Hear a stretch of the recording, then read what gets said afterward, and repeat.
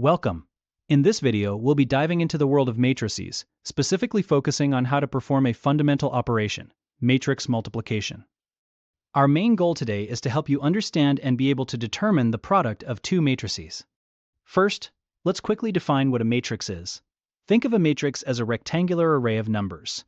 A matrix is an array consisting of n rows and m columns. We describe the size of a matrix by its dimensions, n by m, which tells us the number of rows followed by the number of columns. The first essential piece of knowledge for matrix multiplication is understanding when it's even possible to multiply two matrices. There's a critical rule: two matrices can be multiplied if and only if the number of columns in the first matrix equals the number of rows in the second matrix. This is the compatibility condition. Let's use an example. Suppose we have a matrix A with dimensions 3 by 2, meaning it has 3 rows and 2 columns. So matrix A is 3 by 2. Now, let's say we want to multiply it by a matrix B. For the product A times B to be defined, the number of columns in A, which is 2, must be equal to the number of rows in B. This means B must be a 2 by any number of columns matrix. Let's say B is a 2 by 4 matrix. So B is 2 by 4. Since the inner dimensions, 2 and 2, are the same, we can multiply them. A useful shortcut is that the resulting product matrix will have the dimensions of the outer numbers. In this case, the product matrix, let's call it C, will have dimensions 3 by 4. Let's test this understanding with a quick question.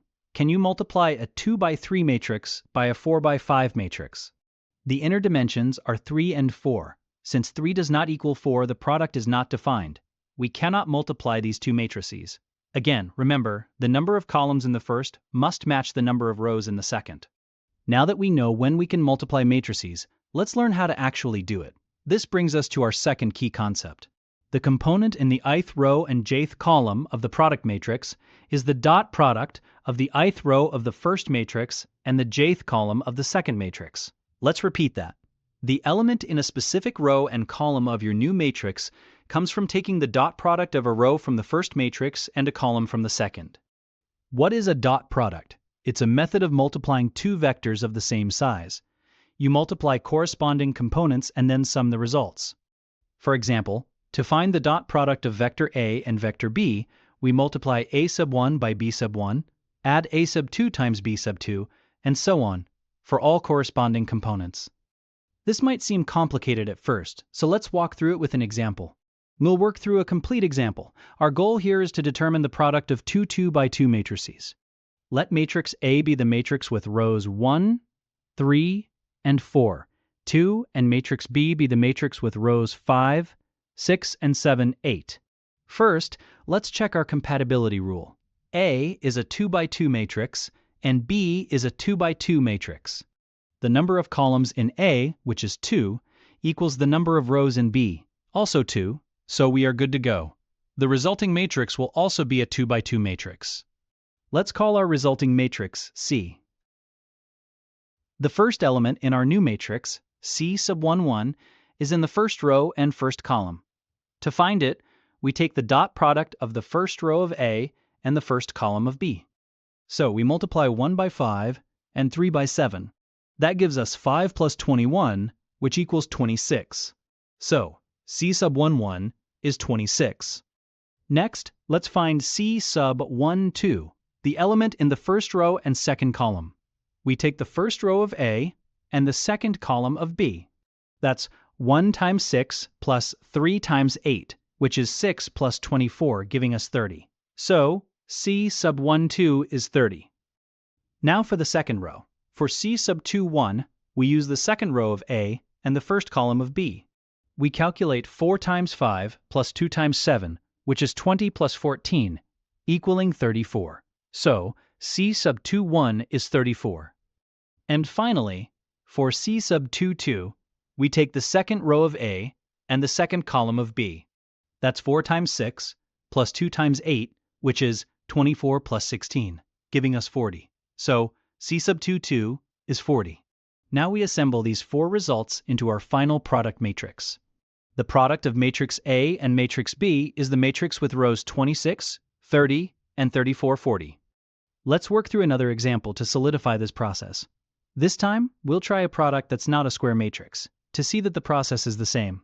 Let matrix A be the 2 by 3 matrix -1, 0, 5, and 2, 1, 3, and matrix B be the 3 by 2 matrix 1, 4, 0, 2, and -2, 0. First, the check. A is 2 by 3, and B is 3 by 2. The number of columns in A, which is 3, matches the number of rows in B, which is 3. The product is defined. The resulting matrix will have dimensions from the outer numbers, so it will be a 2 by 2 matrix.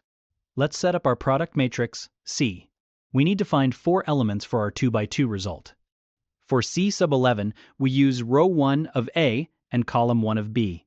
That's -1 times 1, plus 0 times 0, plus 5 times -2. This simplifies to -1 plus 0 minus 10, which is -11. For C sub 12, we use row 1 of A and column 2 of B.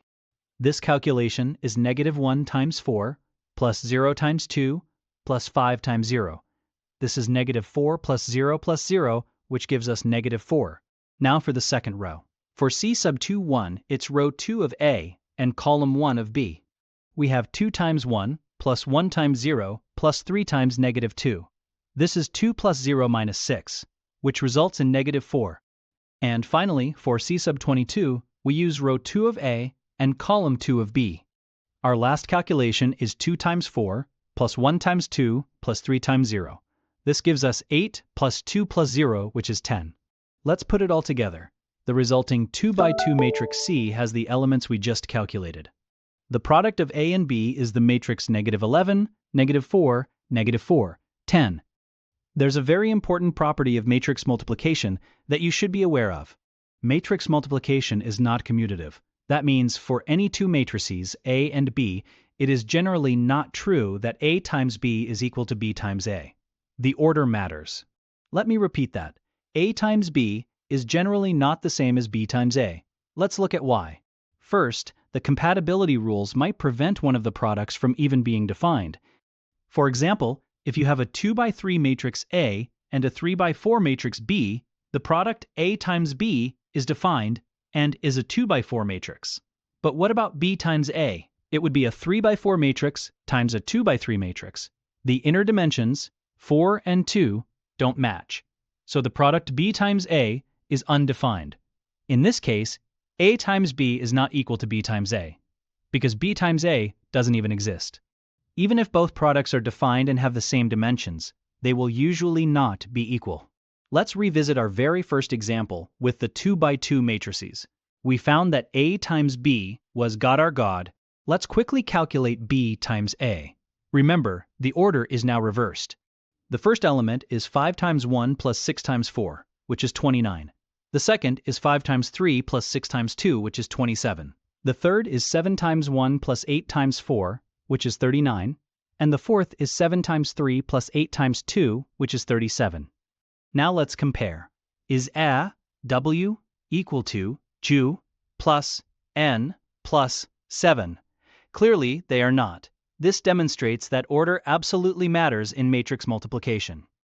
So, let's quickly recap what we've learned today. Our objective was to learn how to determine the product of two matrices, and we've walked through this process. First, always check if the multiplication is even possible. You can multiply matrices if and only if the number of columns in the first matrix equals the number of rows in the second. This is the compatibility rule. Second, once you know you can multiply, find each element of the product matrix. You do this by taking the dot product of the corresponding row from the first matrix and column from the second. For example, the element in row I, column J of the product is the dot product of row I from the first matrix and column J from the second. And third, and this is crucial, remember that the order of multiplication matters.